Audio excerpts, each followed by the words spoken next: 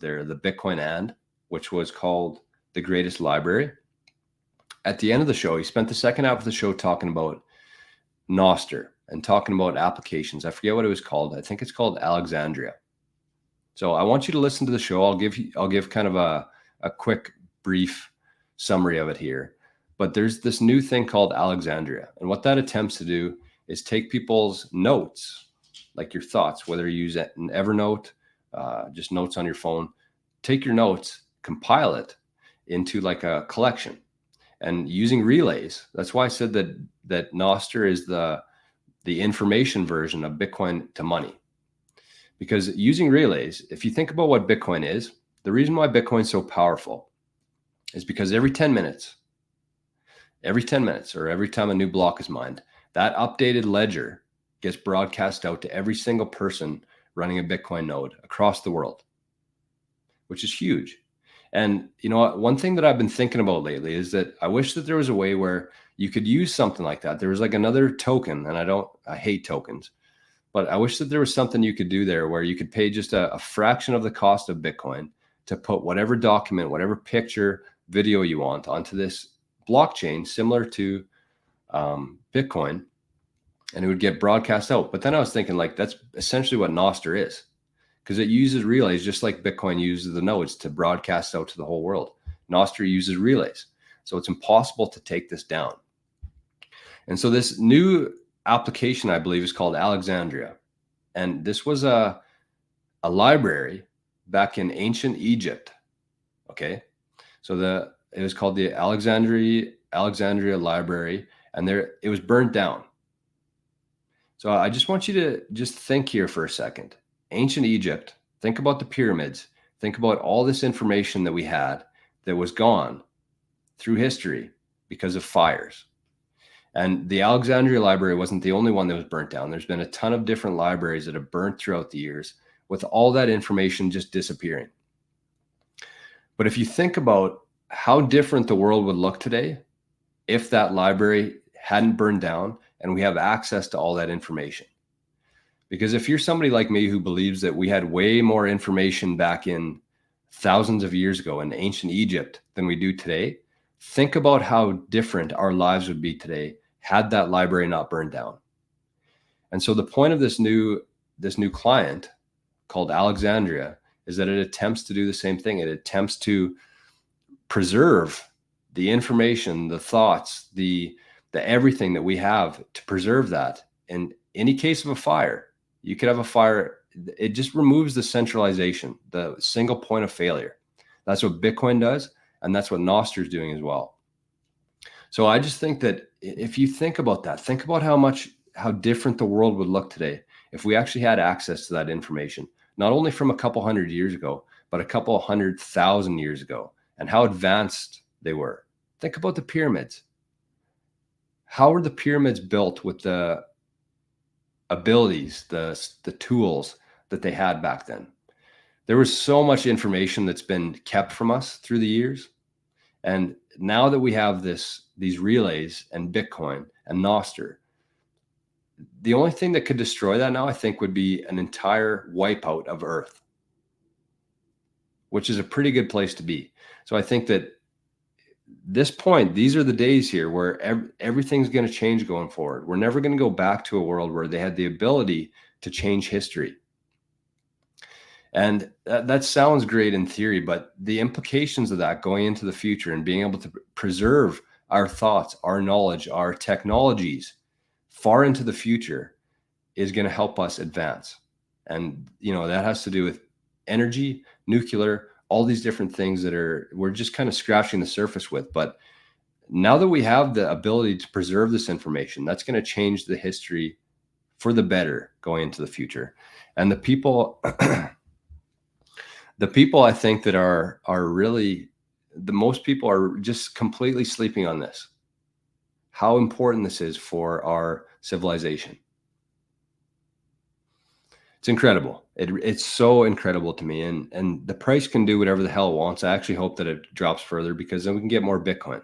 But there's people who are going to be depressed about that. But there's also people out there who are so excited about what's happening right now, regardless of whatever the fiat price is. The things that are being built and the reshaping of our future and our civilization is starting today. And we get to be a part of that. It's pretty fucking cool. So a couple shout outs here over on the Zap.stream before we round things out. We got Stacker zapping 2.1 thousand sats. Thank you. Towards an El Salvador Pup USA. What does that mean? Papusa. What's a papusa? A drink, maybe? I'll look it up quickly.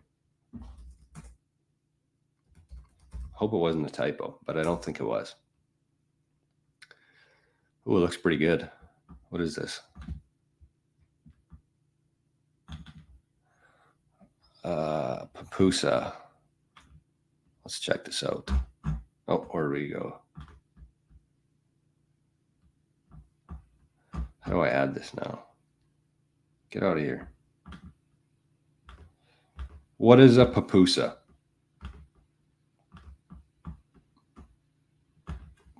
It kind of looks like a quesadilla.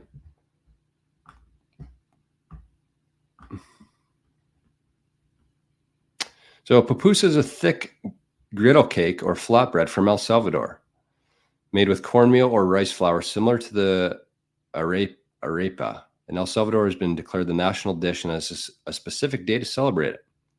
So it's got cheese, like a quesadilla, squash, fried beans, and salsa. That looks delicious. And I don't eat breakfast before the show, so I would appreciate if people wouldn't send me food thoughts during these shows. But thank you to Stacker for the sats there. Maybe one day soon we'll get to El Salvador. We can get a papusa. I really butchered the initial pronunciation of that. I said Pup USA.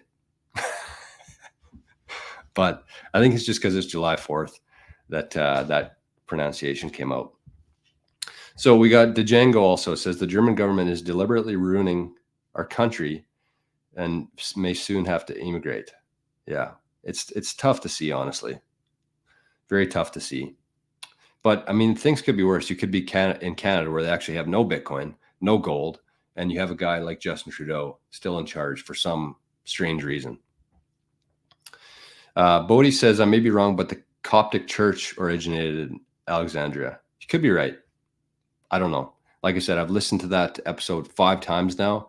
I got the gist of it, but I want to dig further into it so we can do kind of a full show on that, because I think that it is very important. I got to take these papusas off the screen. I didn't know they were still on there.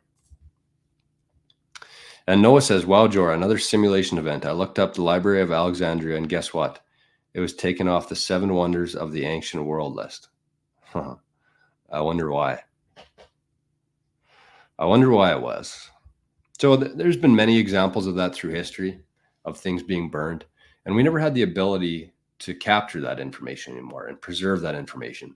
So I'm going to play around with this app, this new app that they're talking about, Alexandria. And there's another one too. But what I would do today, if you have some time, listen to that episode, The Greatest Library, not only about the Chevron case and what kind of impact that's going to have on the beef industry, the Bitcoin industry, healthcare, probably. All these 3-letter agencies are losing their power, which they have so much of a hidden impact on our lives. And we don't nominate them. We don't get to vote on who is within these agencies. So they've kind of just been running the world behind the scenes, that they were given this huge immunity to decide the most important aspects of our lives. And they got that taken away.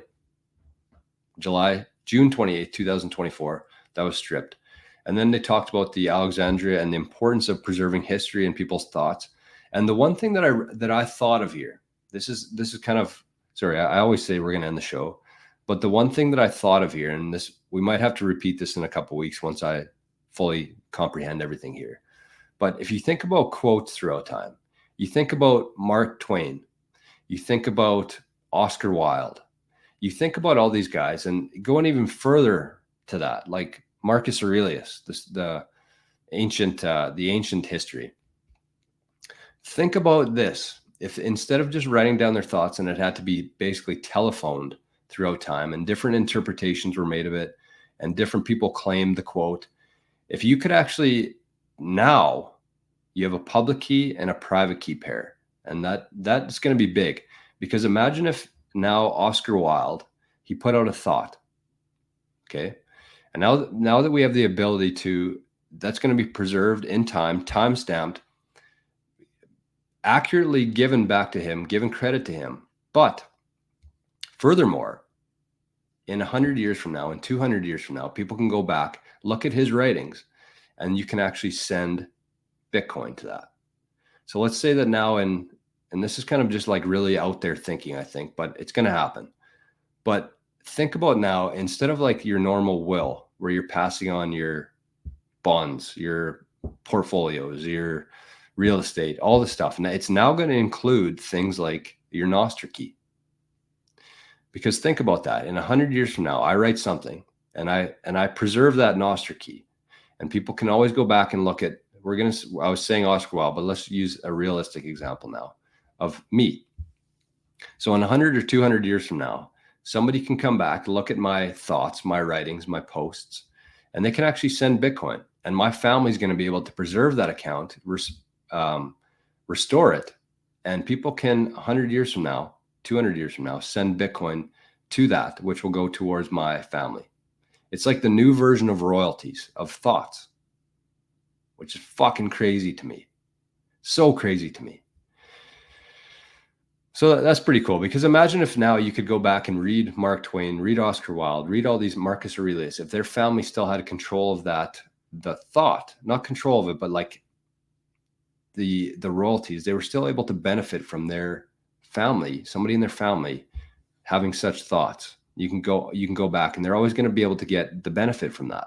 I think that's so cool. Instead of a record label owning it, or Hollywood owning it, or whoever owning it, the family's actually going to be able to own that piece of history. Cool. It's so cool. Okay, so I got the chills here, which is always a good way to end the show. So big shout out to everybody here today on Zap.stream, on YouTube. I appreciate you guys very much. And big shout out to Bodhi. I see a 4.2K Zap there, and great rip. There's so many things to do with Bitcoin and Noster that so many people are just sleeping on right now. And kind of this whole show is to get people excited about it, and actually not just buying Bitcoin, but being part of this whole movement here. So I appreciate you. And shout out to Rock and Roll, with the winner of the SAS today. Another great one. Grateful to be right alongside with everyone living in the future. There is no second best morning show. So big shout out to everybody here. Thank you for the zaps. Thank you for the chats. And thank you for being here alongside today. I appreciate you all very much. So have an amazing Thursday, and we'll see you right back here first thing tomorrow for Bitcoin Q&A. Bye-bye.